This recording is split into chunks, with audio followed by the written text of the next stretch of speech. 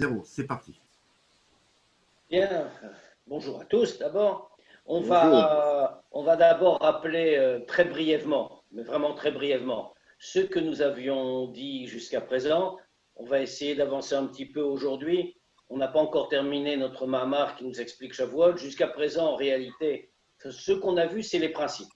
Les principes à partir desquels on va répondre à nos questions. C'est ce qu'on va rappeler. Et puis à partir d'aujourd'hui, j'espère qu'on finira aujourd'hui ou au plus tard la semaine prochaine.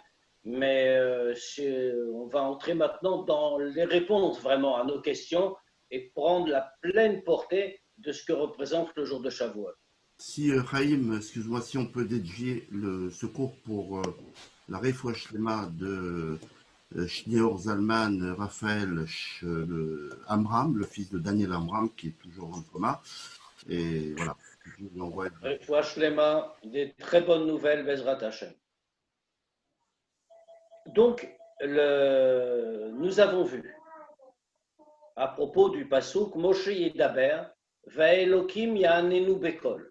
Moshe va parler et Dieu va lui répondre par la voix. Alors bien sûr, ce Passouk-là, qui est une introduction au moment où Dieu parle, dans le texte de la Torah, eh bien ce Passouk-là pose plusieurs problèmes. Un problème d'abord, le premier problème plutôt, c'est comment peut-on dire que Dieu répond Bekol? Qu'est-ce que ça veut dire Bekol par la voix? Les commentateurs expliquent, c'est Bekolo Shel Moshe, par la voix de Moshe. Autrement dit, quand Dieu parle, il parle avec la voix de Moshe Rabbeinu. On ne comprend pas pourquoi. Quel rapport pourquoi Dieu parle-t-il avec la voix de Moshe? Et c'est-à-dire un niveau sonore pas plus élevé que celui de Moshe Rabbeinu. Deuxième question. De quoi parle-t-on? De quel moment s'agit-il? Ce n'est pas le moment de Aseret Adibrot, ce n'est pas d'autres moments dans la Torah. On ne voit pas très bien ce qu'on veut souligner ici. À quel sujet nous dit-on que Dieu parle avec le niveau sonore de la voix de Moshe?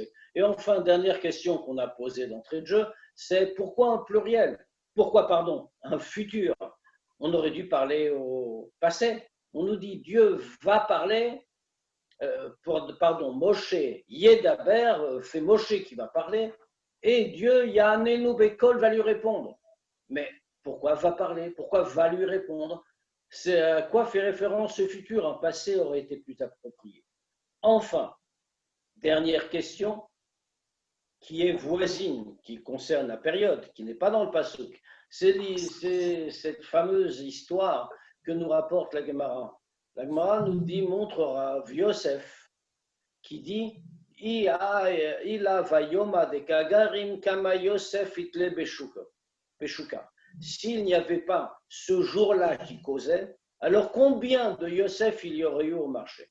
Alors ce qu'on souligne dans cette déclaration de Rav Yosef, quand on la lit comme ça, dans le Pshat, évidemment, on la comprend sans aucun problème. C'est-à-dire, s'il n'y avait pas eu le don de la Torah, on n'aurait pas pu étudier, il n'y aurait pas eu de la Chokhmat à Torah. Et dans ce cas-là, il y aurait eu beaucoup de Yosef qui traînent au marché à des bêtises. Il y en a d'autres que moi, alors que moi, je me consacre à la Torah. C'est ce qu'on veut dire a priori. Mais si on regarde plus attentivement, ici la phrase est « Ilav ay yoma de kagarim ». S'il n'y avait pas ce jour, pourquoi ce jour? Rav Yosef donne tout le mérite du fait qu'il ne soit pas en train de traîner au marché au fait qu'il y a un jour de Shavuot, comme c'était le jour qu'il faisait, c'est-à-dire le jour de Shavuot.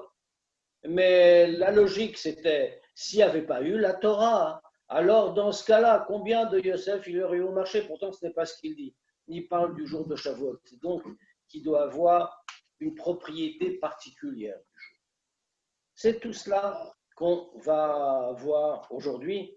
Alors, on a passé d'abord par des points importants. On nous a dit que d'abord, il faut, pour comprendre tout cela, on va d'abord poser la question traditionnelle préalable, c'est à quoi sert le don de la Torah fondamentalement? Puisqu'Avram Avinu et les Avot qui l'ont suivi, bien sûr, ont connu toute la Torah avant qu'elle soit donnée, ont pratiqué toutes les mitzvot avant qu'elle soit donnée. Donc, dans ce cas-là, qu'est-ce qui a été transformé et qu'est-ce qui apparaît de nouveau au moment du don de la Torah. Pour comprendre tout cela, rappelons-nous d'abord le sens des mitzvot. Le Zohar nous dit que les mitzvot sont Ramach Evarim de Malka. Ce sont les 248 membres du roi. Quel rapport avec des membres? Le roi, c'est Dieu, bien sûr, mais pourquoi les mitzvot sont-elles appelées des membres? C'est parce qu'en réalité, Dieu est très au-dessus de toute la création. Quand on dit création, c'est aussi bien notre monde matériel, bien sûr, que tous les degrés de tous les mondes spirituels. Ce qui veut dire que finalement, Dieu, il faut le faire descendre d'une certaine manière pour qu'il accepte de créer la création. C'est l'idée des noms de Dieu. On nous parle de Sheva Shemot Sheinam Nimchakim, les 7 noms de Dieu qu'on n'a pas le droit d'effacer, Hashem, Elohim, Kel, etc. Ces 7 noms qu'on n'a pas le droit d'effacer correspondent aux 7 midot, 7 attributs de Dieu, Chesed, Gvura, Tiferet, etc. Le sens des mitzvot, c'est de faire descendre la divinité, le Or Ein Sof, à l'intérieur de ces 7 midot pour arriver à la création du monde. Et en soi, c'est fondamental, parce que sinon, il n'y a pas de création du monde possible. Dieu ne s'est pas encore contracté, pas suffisamment contracté pour pouvoir animer et faire vivre le monde. Aussi, les mitzvot sont appelés Evarim. Pourquoi? Mais parce que justement, les mitzvot, qu'est-ce que c'est? Ils sont appelés Evarim et ils correspondent au nom de Dieu. Chaque mitzvah a pour résultat de faire descendre Dieu à l'intérieur d'une mida. Et ainsi de créer le monde. Qu'est-ce que c'est qu'un membre? Un membre, c'est l'organe par lequel on accomplit quelque chose. C'est pas seulement cela, c'est-à-dire que la vitalité descend dans le membre afin que le membre puisse vivre et agir. Eh bien, les mitzvot, c'est exactement pareil. C'est les membres par lesquels la vitalité que Dieu donne au monde descend de telle façon que la mida en question puisse créer le monde. C'est un petit peu la même idée. Donc, nous voyons bien ici le sens du mot membre du roi, c'est-à-dire vecteur de la vitalité qui fait exister le monde. Maintenant, qu'est-ce qu'a fait Avraham Avinu? Avraham Avinu, lui, il agit dans le monde, bien sûr. C'est-à-dire qu'il a fait que le Or Ein Sof descende dans les midot. Comment a-t-il fait? D'abord par Chesed. On sait que ce qui caractérise Avraham, c'est Chesed, c'est la bonté. Avraham, comme il est écrit, Avraham Oavi, Avraham, celui qui m'aime. Il est l'incarnation même de la bonté dans ce monde. Maintenant, par ailleurs, Avraham, c'est celui qui est complètement annulé devant Dieu. Il est Merkava Lachem. Il est comparé à un chariot. Comme un chariot ne fait rien sans la volonté de son conducteur, de la même façon, Avraham Avinu ne fait rien sans la volonté de Dieu. Eh bien, puisqu'Avraham agit comme cela, alors qu'Amayim apanim el apanim, comme l'eau reflète le visage de l'homme, de la même façon, l'attitude de l'homme en bas reflète, si l'on peut dire, l'attitude de Dieu et crée chez lui cette même manière d'avoir rapport avec nous. Avraham Avinu incarne le chesed. Dieu va ainsi développer son chesed. De la même manière, Avraham Avinu incarne le bitul, l'annulation de soi-même, l'auto-annulation, l'auto-effacement. Or, Dieu le fait, il crée cela chez Dieu. Quoi donc? Eh bien, Dieu, dans sa grande bonté, par l'action d'Avraham, fait que le Or Ein Sof va descendre, une manière d'humilité, comme nous disent les Chachamim. Bemakom shata motse gdulato, shamata motse anavatenuto. Là où tu trouves sa grandeur, tu trouves aussi son humilité. Dieu s'abaisse. Il s'abaisse jusqu'à nous pour créer le monde. Et cela, c'est une manifestation de bonté. C'est-à-dire que la bonté et l'humilité d'Abraham évoquent la bonté et l'humilité de Dieu. Donc l'action d'Abraham est essentielle. Parce qu'en vérité, Abraham fait 2 choses. Abraham répand l'idée de Dieu dans le monde. C'est la première chose qu'il ait faite. Comme tout cela, il nous a rapporté dans le texte développé par le Midrash. Il répand l'idée de Dieu dans le monde, il répand l'idée de bonté dans le monde. Et ça, bien sûr que c'est important, bien sûr que c'est essentiel. Mais le dévoilement de la divinité qu'il fait par l'accomplissement de toutes les autres mitzvot, en faisant descendre le Or Ein Sof au travers des noms de Dieu, en le faisant descendre dans toutes les midot, dans tous les mondes spirituels. Ça, c'est quelque chose de bien plus fondamental, bien sûr. C'est-à-dire que toutes les midot, tous les attributs de Dieu dont on parle, il les fait descendre dans le monde Atzilot en réalité, dans tous les mondes spirituels. Ça, c'est l'action d'Abraham. Maintenant, tout cela, comment est-ce que fait Abraham? Qu'est-ce qu'il fait? On est là dans les degrés spirituels. C'est-à-dire que nous sommes dans des degrés spirituels où rien ne sépare de Dieu. Le monde Atzilot est un degré très proche de Dieu, comme on sait qu'il n'est pas totalement séparé du Créateur. Ce qui veut dire que c'est à ce degré-là qu'Abraham agit. En revanche, qu'est-ce que c'est que notre monde? Notre monde est appelé Alma Dipruda, le monde de la division, le monde de la séparation. C'est donc dire que Dieu, dans ce monde, pour descendre dans notre monde, il faut que Dieu se contracte encore, qu'il fasse encore quelque chose de plus. Une nouvelle contraction, qui n'a rien à faire, sans commune mesure avec les précédentes. Et ça, Abraham ne descend pas jusque-là. Pour cela, c'est une telle contraction qu'il va falloir une ituruta diltata. Il va falloir un réveil d'en bas pour que Dieu, la révélation de Dieu, soit aussi en bas. Et cela, Abraham ne l'a pas fait. Donc nous sommes effectivement les héritiers d'Abraham. Toute cette œuvre spirituelle qu'il a accomplie, nous en recevons tous les faits, toute la force, tout le bénéfice. Mais malgré tout, on ne descend pas jusqu'au plus bas des degrés.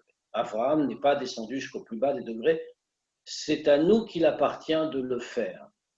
Alors évidemment, on a tout de suite une question quand on entend ça. C'est comment Dieu peut-il descendre aussi bas? Comment?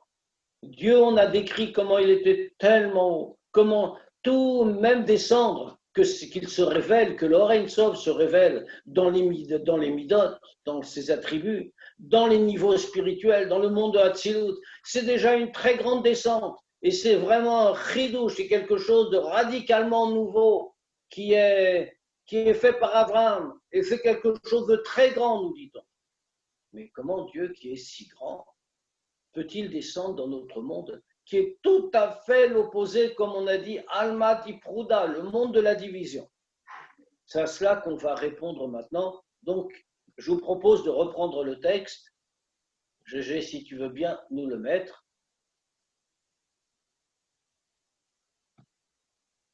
Bon, on va commencer. Voilà, il arrive. Donc, nous reprenons Ve'aïnyan. Ve'aïnyan. Donc, qu'est-ce que cela veut dire, tout ce qu'on vient de dire? Alors, bien sûr, on comprend que Dieu est descendu au moment du don de la Torah. Tout cela, on le sait, comme il est écrit que Vayered Avaya l'Arsinaï, Dieu est descendu sur le mont Sinaï. Bien sûr, comme on le relève toujours, il n'y a pas de descente physique, de descente matérielle de Dieu sur le mont Sinaï. C'est spirituellement que Dieu maintenant descend vers le monde matériel. Et donc, dans ce cas-là, comme on a terminé notre dernier paragraphe la semaine dernière, c'est pour ça qu'il y a Hayoma de Kagarim. C'est le jour qui a fait ça. Ce jour de Shavuot change fondamentalement les choses, puisque maintenant on va agir matériellement. Alors, il faut comprendre ce que ça veut dire. Puisqu'on a cette question, comment, encore une fois, Dieu qui est tellement grand, peut-il descendre dans un univers tellement limité? Vaïnyano. Qu'est-ce que ça signifie? Inactive. Il est écrit Kikel Deot Avaye.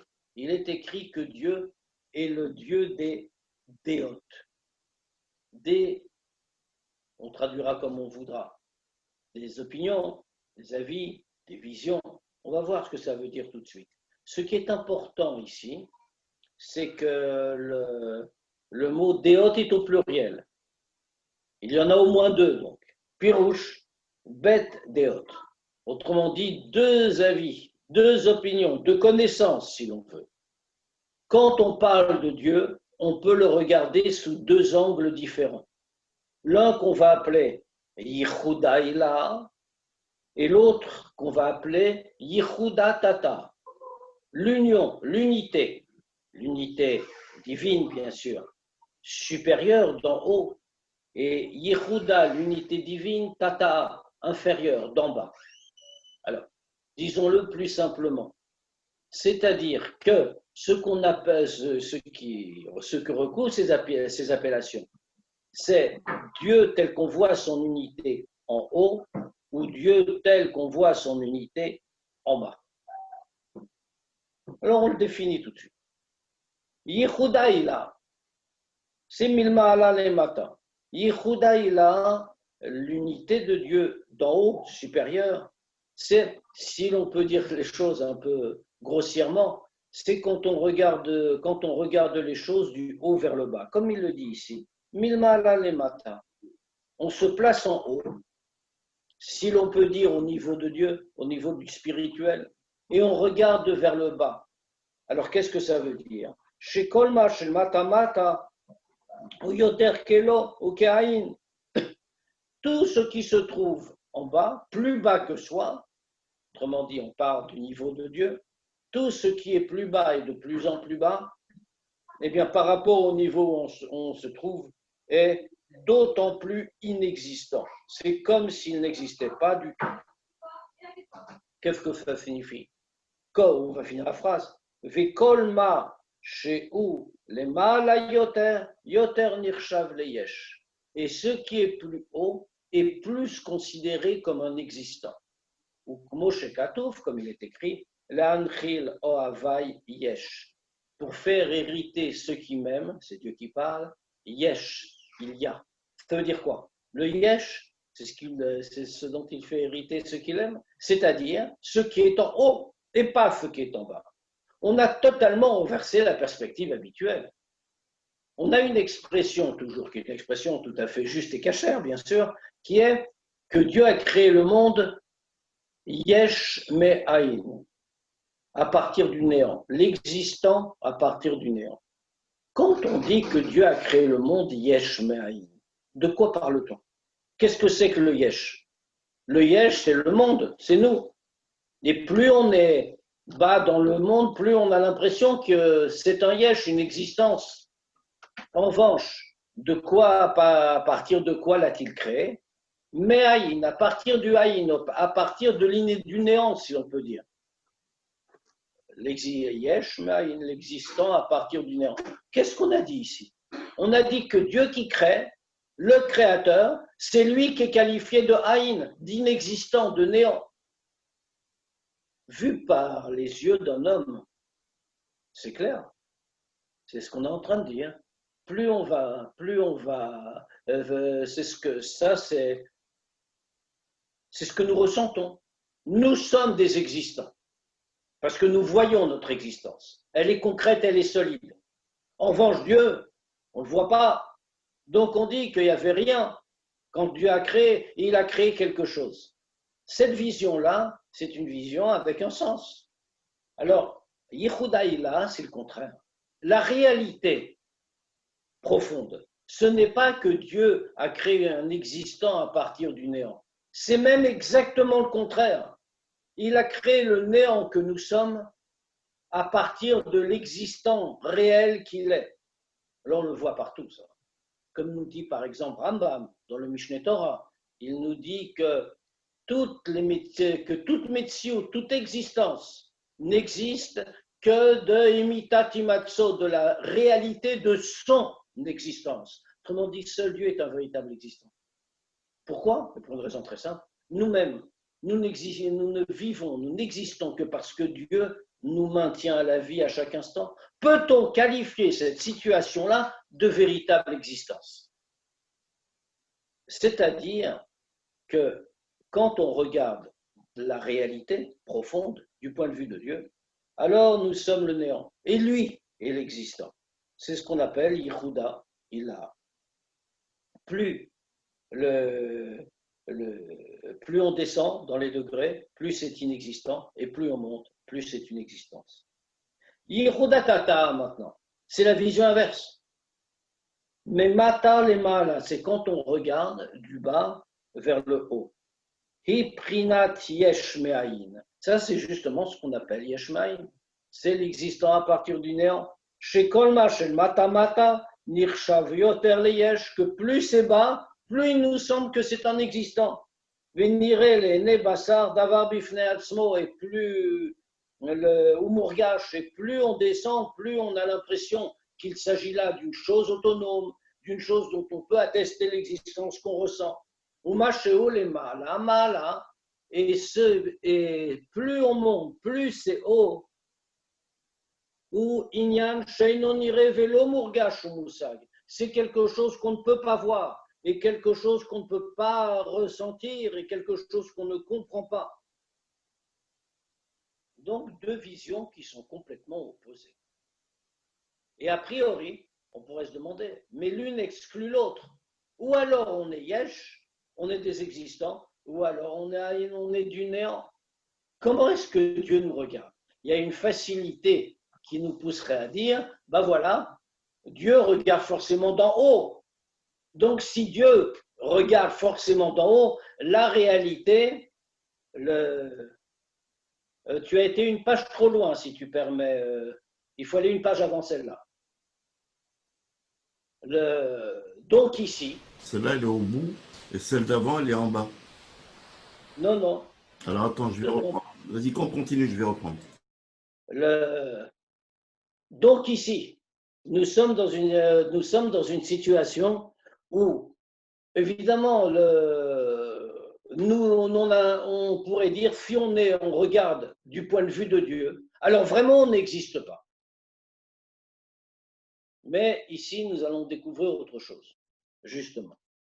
Que même si ce sont deux visions qui sont parfaitement opposées l'une à l'autre, eh bien, Beshem ze shel kel kolel bet adeot. C'est pour ça qu'on a cité ce pasuk en introduction du paragraphe. Qui kel deot availle. Dieu est un Dieu des déot, un Dieu des opinions. C'est-à-dire qu'il y a plusieurs opinions. Mais tu sais, Chaim, moi j'existe, mais comment c'est possible de dire que pour moi, Dieu, pour moi, c'est-à-dire pour Dieu, je n'existe pas. Pas possible ça de dire que je n'existe pas. Je crois que tu n'as pas bien compris ce qu'on a voulu dire. Ben oui. L'idée est comme ça. Dans la réalité, ce n'est pas pour Dieu. Dieu nous donne existence. Il est notre créateur et il nous demande d'accomplir les mitzvot. Quand on dit qu'on n'existe pas, qu'est-ce que c'est qu'une existence en réalité? Est-ce qu'on peut qualifier d'existence quelque chose qui est complètement éphémère, quelque chose qui dépend d'une intervention constante pour qu'il existe? Alors oui, c'est d'une certaine manière une existence, bien sûr. Mais on ne peut pas dire que c'est une existence solide et autonome, etc., qui sont les caractéristiques de la véritable existence. Donc, si on regarde apparemment, on a l'impression de cela. Si on regarde profondément, ce n'est pas le cas. Profondément, ce n'est jamais qu'un néant, un néant qui a la forme extérieure de l'existence. Alors, c'est bon comment on regarde, comme je l'ai dit. Ou Yehuda Ila, ou l'unité d'en haut, ou l'unité d'en bas. Quand on regarde d'en bas, et on est obligé de le faire, puisque nous sommes des créatures limitées, on a l'impression qu'on existe vraiment. Mais quand on regarde d'en haut, on voit notre vraie nature. Nous dépendons de la vitalité que Dieu nous donne à chaque seconde, de sa recréation du monde. Alors, oui, mais j'existe. Ouais. Mais j'existe quand même. Hein, on existe quand même. À quoi ça sert les mitzvot? Bien sûr que tu existes. Mais est-ce que ça s'appelle une existence réelle? C'est ça la question. Pourquoi pas? Pourquoi pas? Puisque je fais les mitzvot. Si je fais les mitzvot. Tu existes grâce à Dieu. Exactement. Autrement dit, tu n'existes pas en tant que créature autonome et donc tu n'es pas une véritable existence. La seule véritable existence, pour te rassurer, c'est celle de Dieu. En dehors de lui, rien n'existe, c'est lui qui fait exister tout. Mais Rambam le dit, hein, dans le premier chapitre du Mishneh Torah, Kol animtsaim lo nimtsau ela me mitatimatso. Tout ce qui existe n'existe que de la vérité de son existence. Il te le dit tout de suite. Et il ajoute même, il est encore plus radical ou plus développé. Il te dit, si les créatures n'existaient pas, lui existerait. Mais si Chas Shalom, lui n'existait pas, rien ne pourrait exister. D'accord. Donc, où est notre existence? Elle est dans Dieu. Donc, c'est Dieu qui existe. Et donc, la vraie, ce qui ne veut pas dire que nous n'avons pas d'existence, n'est pas de place, au contraire. L'homme est le couronnement de la création. Il est là pour accomplir la mission que Dieu lui a confiée. On est tout à fait d'accord. Mais il faut comprendre le sens de cette existence. C'est exactement ce qu'on est en train de dire. Et donc, c'est pour ça qu'on dit que Dieu est quel déote. Il est lequel? Le Dieu des déotes, des connaissances, des opinions, comme on voudra. Ça veut dire que ce nom-là de quel, Kolel, Bet Adéot, rassemble les deux visions, les deux compréhensions. C'est-à-dire que de la même manière que quand on regarde du haut vers le bas, Kolma Shelmata ou Kelo, Ve'eino Tofes Makom, quand on regarde du haut vers le bas, comme on a dit, toute chose est vue comme n'existant pas, elle dépend de Dieu. Et comme ne tenant aucune place, puisque c'est Dieu qui la crée à chaque instant. Car, alors ça, c'est d'accord, on a compris, mais ça c'est quand on regarde d'en haut, mais quand on regarde d'en bas, eh bien c'est ce qu'on nous dit ici. Dieu est quel déote. Il rassemble les deux. Car humimata lemala gamken. Eh bien cette idée est la même quand on regarde dans l'autre sens, quand on regarde du bas vers le haut. Mipne, ça veut dire que Dieu, on va aller un petit peu plus loin, mais d'abord, pourquoi? Mais parce que Dieu. C'est-à-dire que ne croyons pas que la création crée une telle barrière, que nous soyons une existence totale, comme on a expliqué, autonome et totalement, qui se justifie par elle-même, etc., etc. Pas du tout. Dieu rassemble les deux façons de voir. Que ce soit Yehuda Ila ou Yehuda Tata, il réunit les deux. C'est-à-dire que de la même manière qu'il apparaît clairement, quand on regarde d'en haut avec le raisonnement qu'on a fait, on regarde d'en haut, qu'en bas ça n'existe pas, et bien même quand on est en bas et qu'on regarde d'en bas et qu'on a l'impression d'être un vrai yesh, une vraie existence, ce qu'on est par ailleurs, mais de manière limitée, d'être une vraie existence, et bien même à ce moment-là, la même chose se réalise, la même chose apparaît, Dieu rassemble les deux. C'est-à-dire que même d'en bas, on voit que la vraie existence, c'est Dieu, et la nôtre n'est qu'une existence, on va dire, un peu légère, un peu apparente, et on doit porter en tête cette notion-là. Pourquoi? Pourquoi est-ce comme ça? Comment voit-on qu'il rassemble les deux? Mipne ki velo nitkenu alilot. Parce que du fait de ce que décrit un passouk. Il y a un passouk, c'est un passouk dans Shmuel. Le fait où on voit que quand la mère, la future mère de Shmuel s'adresse à Dieu, on connaît toute cette histoire, elle va prier Dieu pour avoir un enfant, etc. Et c'est de cette prière que sortira Shmuel. Et là-bas, nous trouvons ce passouk, Velo nitkenu alilot. Et à lui sont comptées alilot les actions. Qu'est-ce que ça veut dire? C'est-à-dire que tout est à lui, tout est rattaché à Dieu. Et c'est à lui que ça compte. C'est pour lui que tout cela a une importance, rentre dans un compte. Et ils nous disent, comme on remarque les commentateurs, le mot vélo ici, à lui, il n'est pas écrit vélo à lui normalement, comme on le voit dans le texte. Vélo ktiv, béalef, vakri vélo, bévav. C'est un des cas où dans la Torah, il y a un ktiv et un kri. Il y a une manière d'écrire, mais quand on lit le mot, on le dit autrement. Sans changer le son, bien sûr, mais on le dit autrement. Ici, vélo peut se traduire très simplement par et pas la négation, si on le met avec un aleph.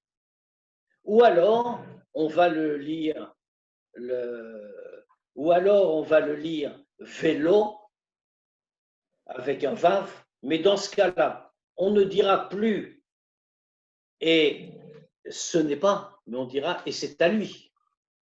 Alors pourquoi ce changement? Pourquoi il y a-t-il un ktiv et un cri? Ça a toujours un sens. Pourquoi est-il une version écrite et une version orale telle qu'on le lit? Comment faut-il le comprendre? Velo be'alef, em mitzvot lo ta'aseh. Le lo, ne pas. La négation en hébreu, avec un aleph. Velo, avec un aleph, donc, représente les choses interdites. Autrement dit, les mitzvot lo ta'aseh, les interdictions de faire. Velo bevav, et lo, au contraire, à lui, donc, ce n'est plus la négation. Hem mitzvot assez. Ça, ce sont les mitzvot assez, les commandements positifs, si l'on peut dire. Ni que nous. Alors, qu'est-ce qu'on voit? Qu'est-ce que c'est qu'un commandement positif ou une interdiction, une obligation de faire ou une obligation de ne pas faire? Eh bien, c'est toujours l'action des hommes. Autrement dit, tout ça est à lui. C'est à lui. Ça se rattache à lui. Les halilot, les actions, les massim. Ni que nous, ça lui est compté, donc. C'est pour lui. Et dedans, il y a l'eau et l'eau. Pour lui, les obligations. Et pour lui, les interdictions. Qu'est-ce que ça veut dire? Ni que nous, liot shavim. Tout cela est à égalité. Fait ni que nous, ça se rassemble chez lui, ça se compte chez lui. Liot shavim, pour que soit complètement équivalente, yichuda ila viyichuda tata.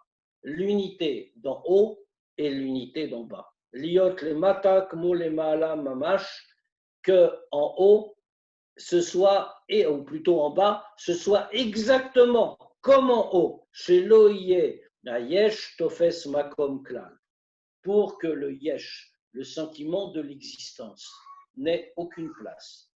Alors au passage, je ne me suis pas arrêté dessus parce que j'étais en train d'expliquer, mais notre animateur nous a montré la traduction du Rambam que je citais tout à l'heure, en français. Donc.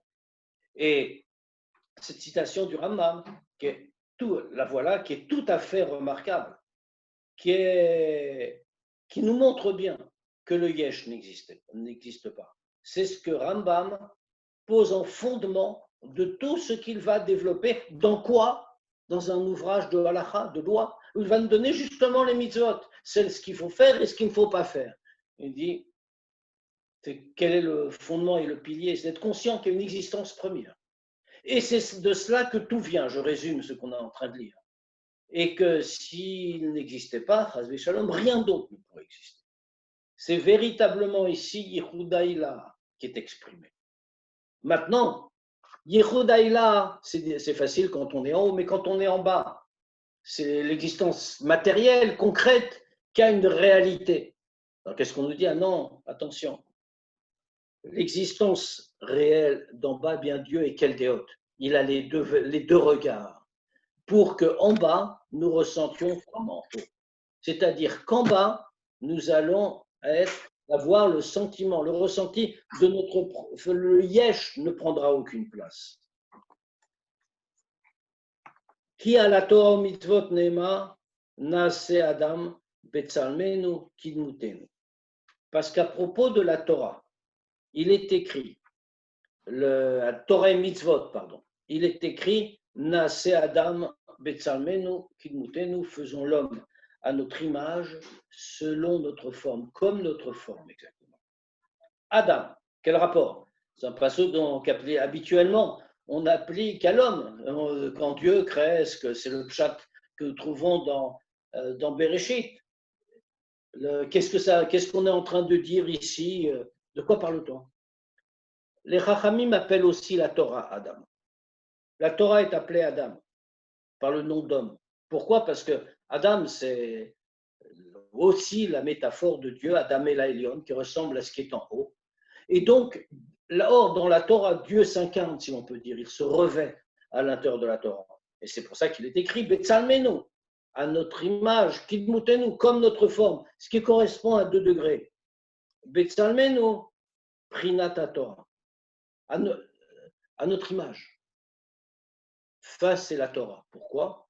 Parce que, comme on le sait, Dieu s'habille à l'intérieur de la Torah. La Torah est l'expression directe de la Chokhmat Hashem, de la sagesse de Dieu. Et comme par ailleurs, le Rambam nous le dit aussi, Dieu et sa sagesse ne sont qu'une seule et même chose. Ou Amada Yodea. Il est la sagesse et il est le savant. Autrement dit, quand on parle de la Torah, quand on parle de Chokhmat Hashem, on parle en vérité de l'essence de Dieu. Betzalmenu, notre image, c'est exactement l'essence de Dieu, c'est-à-dire c'est la Torah. Kidmutenu, selon comme notre forme, eh bien ça c'est Prinat HaMitzvot. On a remarqué la différence d'expression. Kidmutenu, c'est pas exactement comme Betzalmenu. Betzalmenu, c'est directement à notre image. C'est ce que je suis. Kidmutenu, c'est comme notre forme, le qui. On n'a pas dit bidmutenu, par exemple, à notre forme. Donc, kidmutenu. La relation est un petit peu plus lointaine, parce que les mitzvot sont des actes matériels, un lien avec Dieu absolument indispensable, et malgré tout un petit peu plus lointain que la Torah, qui est l'expression directe de la Chokhmat Hashem. Donc, les mitzvot. C'est cela, c'est de cela qu'on parle. Quand dans la fameuse prophétie de Yecheskel, Ézéchiel, quand il voit la Merkava, le chariot de Dieu, il nous dit qu'il a vu Adam Sheal Akissé. Ici, Admorazakan ajoute Dmut Akissé, comme sur un trône. Adam, il a vu le degré de Adam, bien sûr, sont des degrés spirituels chez Dieu. Mais qu'est-ce que c'est que Adam alors? Adam, ce qui est en haut, un degré chez Dieu. Eh bien, ce Adam qui est sur une forme de trône. Alors, de quoi s'agit-il?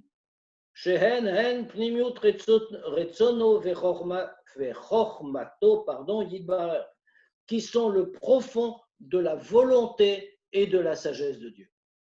Qu'est-ce que ça veut dire, Pnimiut Ratson? Le profond de sa volonté. Quelle différence y a-t-il entre Ratson et Pnimiut Ratson? La volonté et la profondeur de la volonté. Le Ratson, c'est une volonté en général. Prenons un exemple. Alors, qu'est-ce que ça veut dire la volonté? La volonté, c'est je peux vouloir quelque chose, mais pas pour ce que me donnera cette chose-là, mais pour avoir un résultat ultérieur. Par exemple, Dieu crée l'univers. Pourquoi? Quelle est la volonté de Dieu en créant l'univers? Est-ce pour l'univers lui-même? Est-ce pour avoir tel et tel degré spirituel et notre monde matériel? Non. Ça, c'est un ratson. Ce n'est pas le profond de la volonté, parce qu'il y a un but derrière. Le profond de la volonté, le point ultime de la volonté de Dieu dans la création, c'est que nous accomplissions les mitzvot. C'est pour cela que la Torah et les mitzvot sont pnimiut haratson pour les mitzvot et pnimiut hachokhma pour la Torah. Pourquoi? Mais parce que justement, c'est le but ultime. Donc, c'est le plus profond de la volonté. Bli shum ester panim, sans aucun voilement, ve'en ayesh malim mastir alors enso baruchu ashore betocham. Et donc, automatiquement, puisque c'est un degré tellement élevé qu'il y a l'essence de Dieu, aucune existence, aucun yesh ne peut voiler, cacher le Or Ein Sof qui réside à l'intérieur de la Torah et à l'intérieur des mitzvot. Ou ben, vers l'Adam, et donc, par la Torah, par les mitzvot, Mamshir Or Ein Sof Baruchu liot le mata kmo le mala. Et donc, par la Torah et les mitzvot, l'homme va faire descendre le Or Ein Sof pour qu'il soit en bas comme il est en haut. Autrement dit, que Yehuda Ila et Yehuda Tata deviennent complètement équivalentes. Par l'étude de la Torah, par la pratique des mitzvot, nous faisons que tout cela devient en réalité un seul degré et qu'en bas, nous rendons compte que seul Dieu existe, c'est-à-dire Beprinat Einod Milvado, dans une façon de rien n'existe en dehors de Dieu. On dit même en bas, dans notre monde matériel, avec toute la grossièreté matérielle, nous arrivons au degré, au travers de Torah et Mitzvot, que Einod Milvado, rien n'existe à part lui. Velo techalelo et Shem Kochi, ainsi nous comprenons profondément ce que Dieu dit. Alors je traduis d'abord simplement. Velo techalelu. Et vous ne profanerez pas et Shem Kochi, le nom de ma sainteté. Techalel, c'est un mot intéressant. Bien sûr, on reconnaît la racine chilul, la profanation, mais cette racine-là renvoie aussi à halal, à un trou, c'est-à-dire chez l'ola asot halal, de ne pas faire un trou, puisque l'idée des mitzvot, l'idée de la Torah, c'est quoi? C'est de faire descendre le Or Ein Sof en bas, que le yesh, que l'existence ne fasse pas obstacle. Si chas v'shalom, quelqu'un n'accomplit pas une mitzvah, ou quelqu'un n'étudie pas la Torah, alors il n'a pas fait descendre cette lumière. Et donc il a produit un trou, si on peut dire. Il a été mechalel, il a creusé un trou, un vide. De ne pas repousser les pieds, de ne pas repousser la shrina. Autrement dit, de ne pas faire un vide, un manque. C'est comme s'il était en train, par son absence d'action, on fait comme s'il était en train de créer un makom panouille, un endroit vide, un halal, un trou dans la présence divine, dans l'univers créé.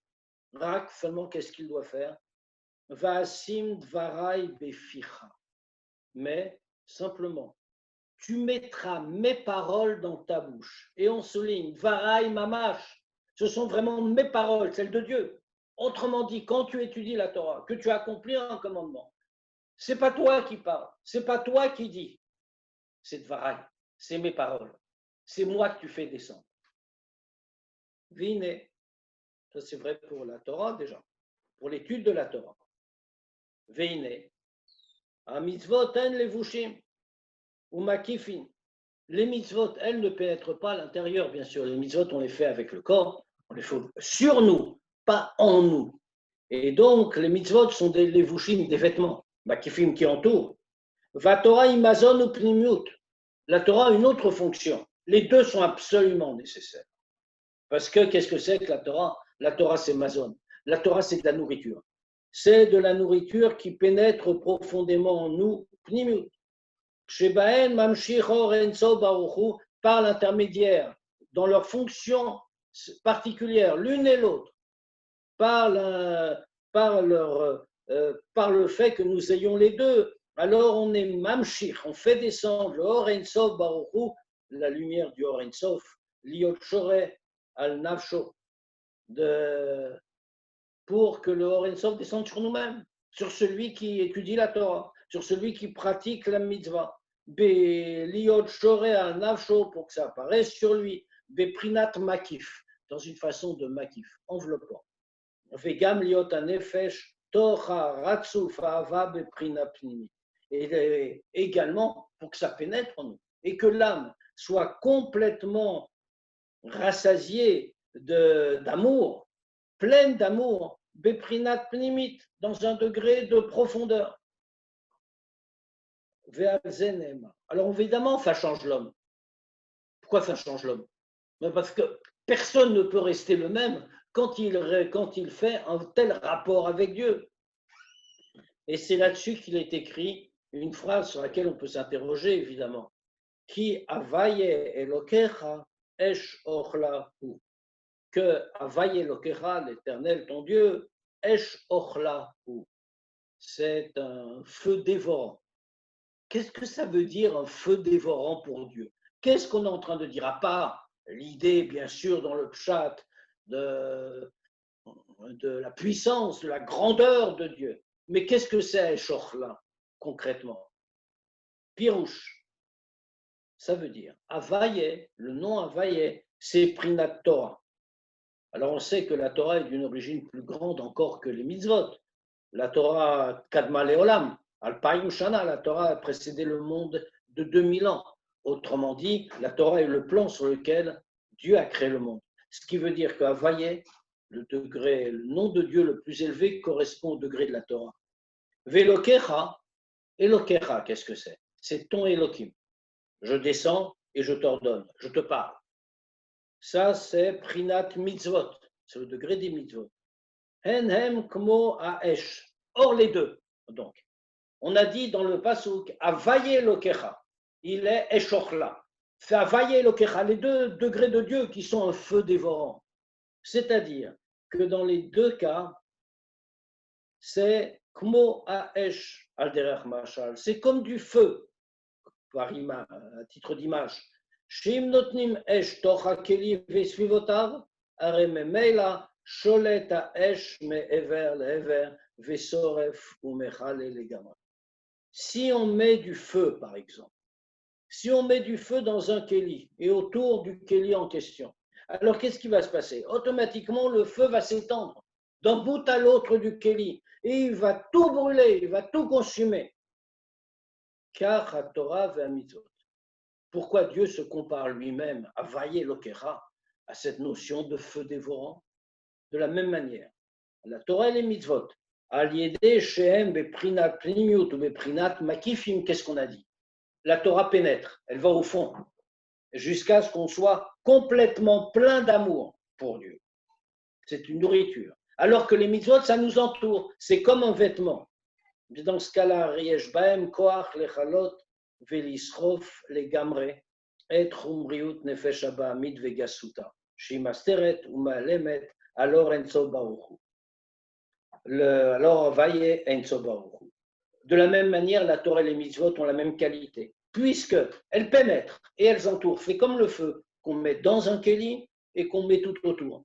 Eh bien, à ce moment-là, ils ont la force de tout consumer et de brûler complètement le kéli. C'est quoi le kéli? C'est la grossièreté du nefesh abahamit, toute la grossièreté de l'homme. Pourquoi il faut la brûler, la détruire? Il n'y a rien de mal dans un homme. Mais on n'a pas parlé de la gashmiyut, on n'a pas parlé de la matière. La matière est très positive si on l'utilise comme il faut. On a parlé de la chumriyut. On a parlé de ce qui s'oppose au spirituel, ce qui s'oppose à la divinité, la grossièreté d'une nefesh abahamit. Sheim amasteret ou ma'alemet alors avaye enso baruchu, qui cache et qui dissimule la lumière de Dieu du Or Ensof. Liot nire leyesh vedavar bifnatzmo. Parce que toute cette grossièreté du nefesh abahamit, qu'est-ce qu'elle veut? Elle veut apparaître comme quelque chose d'existant, pas comme quelque chose qui n'existe pas devant Dieu. Chez la reine, et c'est pour ça d'ailleurs. Et c'est pour ça d'ailleurs que tout le monde passe un peu au Geinom. Il a besoin d'être raffiné, pas un passage au Geinom après 120 ans. Pourquoi? Pour faire enlever toute cette grossièreté du monde. On ne parle pas ici de quelqu'un qui a fait Chas Shalom des Averot. Ça, c'est un autre problème. Mais quelqu'un qui a été un bon juif, froum, pratiquant pendant toute sa vie, malgré tout, il a accumulé cette grossièreté du nefesh abahamit. Et donc, cette grossièreté va dissimuler, va cacher la lumière de Dieu. C'est pour ça qu'avant de pouvoir en jouir dans l'autre monde de cette lumière, il faut d'abord qu'il soit raffiné par le Geinom. Sauf Aval, Talmid Chacham. Maintenant, celui qu'on appelle un Talmid Chacham. Mais attention, quand on dit un Talmid Chacham, on ne veut pas dire ici un érudit, simplement. On veut dire beaucoup plus. Un Talmid Chacham au plein sens du terme. Qu'est-ce que nous disent les Chachamim? Les Chachamim nous disent que le Talmid Chacham, Ein or shel Geinom sholet bo. Le feu du Geinom n'a pas de prise sur lui. Pourquoi? Ki a Torah va mitzvot amemarkot mibayit ou mibachutz venigle kvod avaye lemata kmo lemala. Et parce que la Torah et les mitzvot, puis c'est un vrai Talmid Chacham, et qu'il a étudié la Torah, pratiqué les mitzvot comme il faut, pas seulement fait un grand érudit, comme on dit aujourd'hui, un Talmid Chacham profondément. Dans ce cas, disent les Chachamim, la flamme du Geinom ne va rien pouvoir faire contre lui, parce que déjà, il s'est plongé dans la Torah et les mitzvot, et vraiment comme il fallait, c'est-à-dire sincèrement, pas pour en tirer le moindre avantage, pas pour être reconnu comme un érudit ou toute autre chose. Et donc la Torah et les mitzvot qu'il a eu pendant toute sa vie, c'est ça qui a déjà l'a raffiné. Ça l'a raffiné à l'extérieur et à l'intérieur. La Torah a pénétré, les mitzvot l'ont entouré. Et donc, toute la grossièreté a déjà été enlevée. Il a eu sur terre, par Torah et mitzvot, le degré de feu. et donc n'a pas besoin de l'avoir spirituellement dans l'autre monde. Et donc pour lui, la gloire de Dieu est révélée en bas exactement comme elle l'est en haut.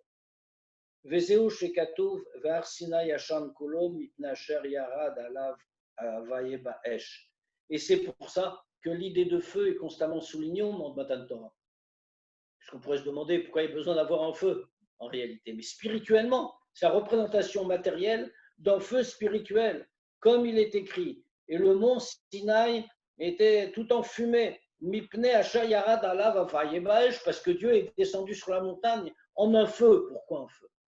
Parce qu'il s'agit d'enlever toute la grossièreté du Nefesh Abamit et la conscience de son yesh, de son existence autonome.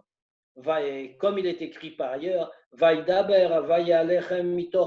comme Moshe Rabbeinu dit, Dieu vous a parlé de l'intérieur du feu pour enlever toute cette grossièreté. Et c'est ça donc qui est donné aux Juifs à ce moment-là pour pouvoir faire descendre complètement dans une façon que toute la grossièreté est effacée, rien ne masque plus. On verra, Chaim, une petite question. La semaine prochaine. Chaim, oui. Et bon, ça, sur le dernier passage, là. Et ceux qui ont subi des maladies qui a complètement brisé leur corps, est-ce que eux, ils ont besoin d'être nettoyés? Certainement, ça aide. Dieu, on ne sait pas pourquoi il envoie des maladies, bien sûr. Mais quand quelqu'un a une maladie qui a complètement brisé son corps, il n'a plus de sens de sa propre existence. Alors, dans ce cas-là, il doit s'attacher encore plus avec Dieu et certainement, ça enlève ça aussi, ça maladie. Il y a une question, quand on dit que étudier la Torah, c'est prononcer les mots de façon générale. Là, pendant une heure, là, on s'écoute, par exemple, dans tous les chiours, on écoute celui qui donne les chiours, on écoute et on ne prononce pas les mots. Bonne question. En vérité, il faut peut-être dire les mots en même temps. Mais sinon, en réalité, quand on va dans un shiur, on est censé revoir le shiur après. Et quand on revoit il faut prononcer les mots. Exactement. En vérité, quand on prononce les mots pénètrent en nous. Et c'est ça qui fait une différence. Pour se rendre quitte du limoud, il faut au moins lire un peu avec toi même les mots. Alors, ce n'est pas une question de rendre quitte. Du point de vue de la halakha. Non, rendre quitte, je veux dire, je parle pas rendre quitte. Non, je ne parle pas au niveau de la halakha. Rendre quitte au niveau la Torah pénètre profondément en soi, il faut aussi lire les mots. Ok. Et là, il y a du travail pour cette semaine, qu'on va enlever la grossièreté du monde, de nous-mêmes et du monde. Et comme ça, Bezrat Hashem, la semaine prochaine, on n'aura pas besoin de Zoom parce qu'on aura tous été rejoints de Jeja Yerushalayim. Amen. Je vous attends avec un tapis rouge. Amen. Avec des bonnes nouvelles. Avec un...